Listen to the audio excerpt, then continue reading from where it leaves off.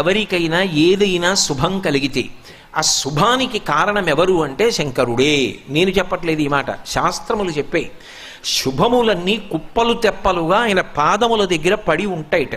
ఆయన అనుగ్రహించాడు అనుకోండి, ఓసారి ఇలా అంటాడు అంటే అది ఎగిరి వెళ్ళి ఇంటికి తోరణంగా పట్టుకుంటాడు. అందుకే ఒక గడుసు కవి ఒక మాట అన్నాడు, నేను ఓ పువ్వు పట్టుకొచ్చి మీ పాదాల మీద వేశాను అనుకోండి, నేను వేసినది ఇది పువ్వు, మీ పాదముల మీద ఉన్నది ఇది పువ్వు. నేను ఒక పువ్వు పట్టుకెళ్ళి మల్లికార్జున లింగం మీద వేశాను అనుకోండి, పరమ ప్రేమతో వేశాను అనుకోండి, ఆ పువ్వు ఓ ఏడాది తర్వాత నా ఇంటి మనవడం. నేను ప్రేమతో వేసిన పువ్వు 2 ఏళ్ల తర్వాత నా ఇంట్లో మనవరాలు. నేను ప్రేమతో వేసిన పువ్వు నేను కట్టుకునే ఒక ఇల్లు. నేను వేసిన పువ్వు నాలో కలిగేటటువంటి భక్తి.